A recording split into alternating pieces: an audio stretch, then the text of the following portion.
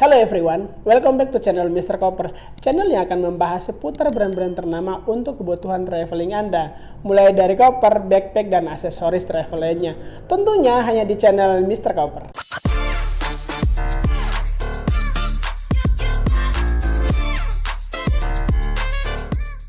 Baik teman-teman, di kesempatan kali ini aku akan menjelaskan perbedaan antara koper softcase dan koper hardcase.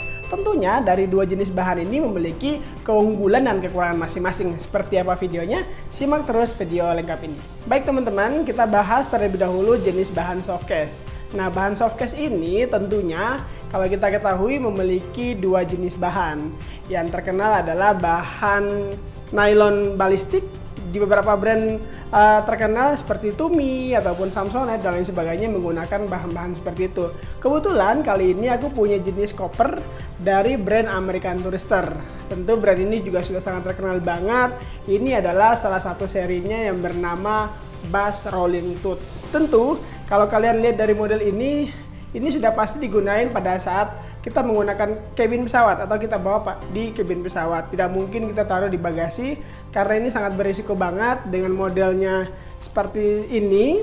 Full materialnya juga softcase. Kalau kita taruh di bagasi tanpa ada cover pelindung atau wrapping full body, ini sangat berisiko. Dari bahan material ini kita bisa belajar bahwa perbedaan bahan softcase terletak pada sisi kelenturan bahannya. Yang tadi aku udah sebutin, bahan softcase terbagi dua, ada menggunakan bahan polyester, full material polyester, cenderung akan terlihat lebih sangat halus kalau kita pegang. Dan kemudian bahan yang kedua adalah bahan nylon balistik. Seperti yang kalian lihat ini adalah menggunakan bahan nylon. Jenis bahan ini terlihat lebih tebal dan kemudian pada saat kita pegang teksturnya agak sedikit lebih kasar teman-teman. Tapi tentunya itu semua dari material itu lebih menonjolkan kualitas pada bahan yang digunain. Nah teman-teman, di pembahasan kali ini bahan koper jenis softcase adalah jenis material yang sangat fleksibel tentunya. Jadi kalau teman-teman menggunakan koper ini pastinya kalian mengharapkan kapasitas yang lebih besar. Dan pada saat pengisian atau pada saat kalian packing, walaupun sudah terisi penuh kapasitas koper teman-teman, pasti masih bisa ditekan dan masih bisa ditambahin lagi 2-3 potong baju. Karena memang sisi fleksibilitas dari koper softcase itu tentu menawarkan benefit yang tadi saya sebutkan, fleksibelnya itu, ketimbang dengan beberapa bahan yang lain. Jadi kekurangan dari bahan-bahan seperti koper softcase pada umumnya adalah jangan pernah kalian pakai di daerah-daerah musim salju, dingin, hujan, dan lain sebagainya. Tentu kalian harus hindari di daerah-daerah yang tersebut karena itu akan sangat merepotkan dan tentu kalian akan lebih mengeluarkan budget lebih. Contohnya kalian harus wrapping dan lain sebagainya.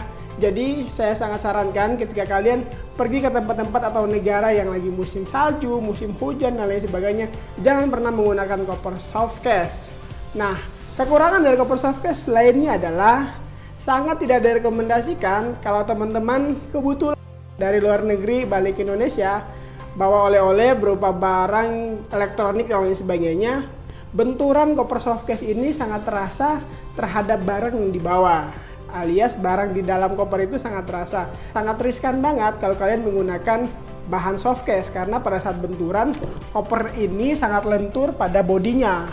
Karena terlihat bahwa full materialnya bahan softcase atau bahan kain yang tadi saya sebutkan, dia hanya memiliki konstruksi tulang di sisi kiri dan kanan, yang ini juga tidak terlalu berfungsi melindungi pada saat benturan. Pada saat sisi di sini terkena benturan dan kebetulan barang elektronik kakak atau teman-teman di sebelah sini, ini yang sebenarnya sangat riskan. Jadi kesimpulannya adalah ketika kalian menggunakan koper softcase dan ingin membeli barang elektronik, harus berpikir 2-3 kali lagi untuk menggunakan koper softcase tersebut. Karena untuk segi daya tahan dan lain sebagainya di bagasi memang jelas dia tidak akan pecah. Tetapi kalau kena kegoresan atau benda tajam pada saat dibanting dan lain sebagainya, ini mudah sobek. Makanya kalian harus selalu menggunakan wrapping, menggunakan cover, dan lain sebagainya. Jadi seperti itu. Kesimpulannya adalah koper softcase pada segi kapasitas dia sangat lebih unggul daripada jenis yang lain. Kemudian sisi fleksibilitasnya koper softcase lebih unggul. Dan tentunya koper softcase ini juga dia lebih ringan daripada koper yang hardcase.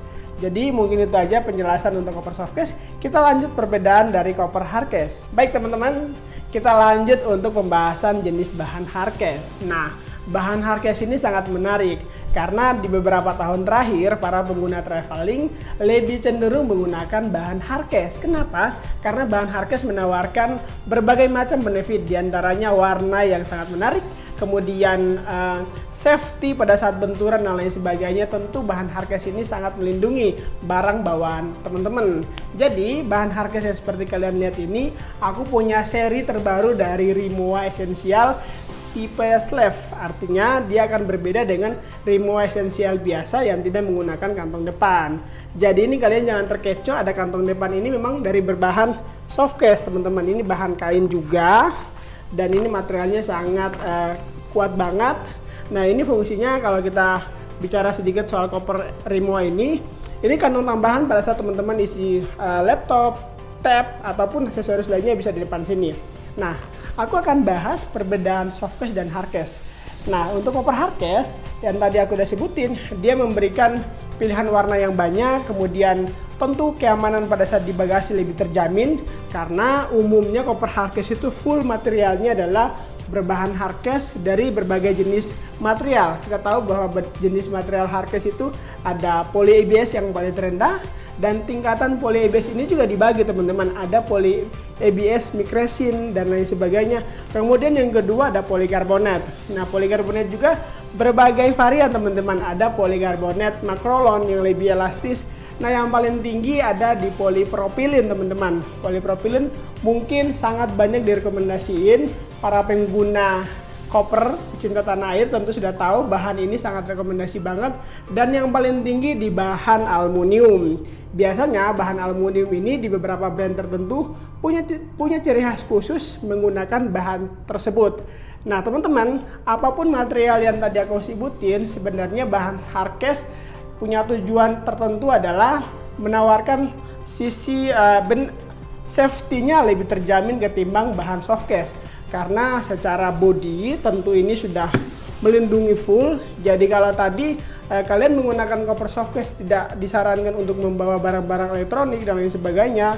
Kalau koper hardcase ini sangat aman banget karena pada saat barang kalian terisi penuh tentu tidak ada celah atau sisi yang kosong, dan di dalam itu ada barang elektronik teman-teman.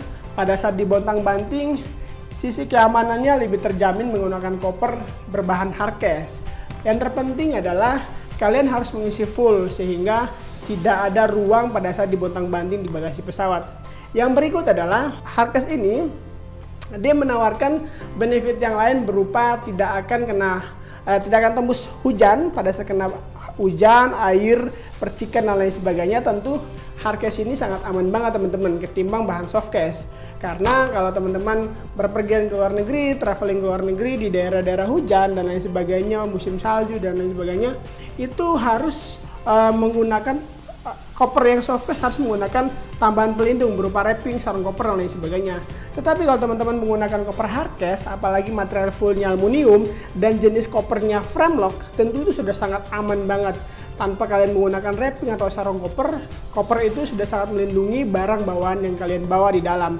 Dari mulai pakaian, barang-barang elektronik sudah sangat aman. Jadi memang perbedaan softcase dan hardcase itu terletak dari keamanannya, kemudian tentu tidak akan terkena basah pada saat hujan maupun percikan air dan lain sebagainya. Koper teman-teman lebih aman menggunakan koper hardcase.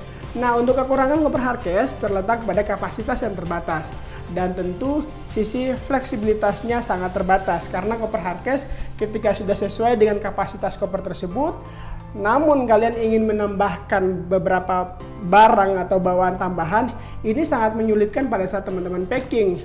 Walaupun kalian menggunakan koper hardcase yang jenisnya slatin, itu pun sangat menyulitkan. Karena kenapa? Kapasitas koper hardcase sudah ditentukan, contoh 100 liter. Ketika kalian membawa 110 liter atau 120 liter, itu pasti sangat terbatas banget kok kapasitas dari koper jenis bahan hardcase tersebut ketimbang bahan softcase. Karena bahan softcase ini full materialnya berbahan kain, entah dari nylon ataupun dari polyester.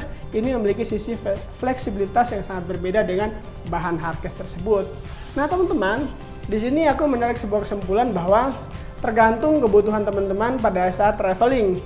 Jika kalian membutuhkan barang bawaan yang sangat banyak, pilihannya adalah kalian menggunakan koper softcase plus harus menggunakan wrapping atau cover pada saat di tempat-tempat yang musim salju, hujan, dan lain sebagainya. Tetapi kalau kalian menginginkan barang bawaan yang banyak dan safety yang terjamin, kalian harus mencari koper hardcase dengan kapasitas yang sangat besar di 30 bahkan 31 kilo. Di beberapa brand itu tersedia sehingga semua kebutuhan teman-teman terpenuhi dalam satu koper yang kalian bawa. Mungkin di sini saja penjelasan mengenai perbedaan softcase dan koper hardcase. Tentu semua pilihan kembali ke teman-teman. Dan jika kalian sudah menggunakan koper hardcase dan softcase di beberapa trip traveling sebelumnya atau ada perjalanan yang kalian menggunakan dan mendapat pengalaman yang sangat menarik, kalian bisa sampaikan di kolom komentar aku sehingga menjadi pengetahuan buat kita semuanya. Nah, jika kalian suka dengan video ini, kalian bisa subscribe, like, dan komen sebanyak-banyaknya. Pray, walk, and travel.